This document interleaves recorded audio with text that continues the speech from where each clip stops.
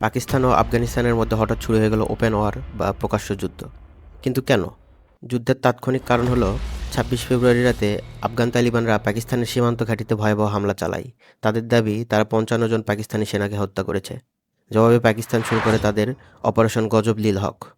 তারা সরাসরি আফগানিস্তানের রাজধানী কাবুল এবং কান্দাহারে ব্যাপক বিমান হামলা চালিয়ে তালিবানদের সামরিক ঘাঁটি গুঁড়িয়ে দেয়।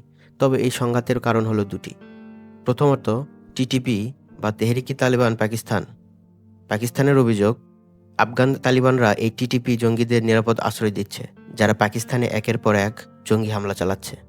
দ্বিতীয় কারণটি হলো ঐতিহাসিক ডুরান্ড লাইন। ব্রিটিশদের আঁকা এই ২৬৪০ কিলোমিটার দীর্ঘ পাক আফগান সীমান্তকে আফগানিস্তান কখনোই আনুষ্ঠানিকভাবে মেনে নেয়নি। পাকিস্তানের প্রতিরক্ষামন্ত্রী ঘোষণা দিয়েছেন তাদের ধৈর্যের বাঁধ ভেঙে গেছে। একসময়ের মিত্র আজ চরম শত্রু। দক্ষিণ এশিয়ার এই নতুন যুদ্ধ নিয়ে আপনার মত কি? কমেন্টে জানান আর ফলো করুন স্টেট মাইন্ড।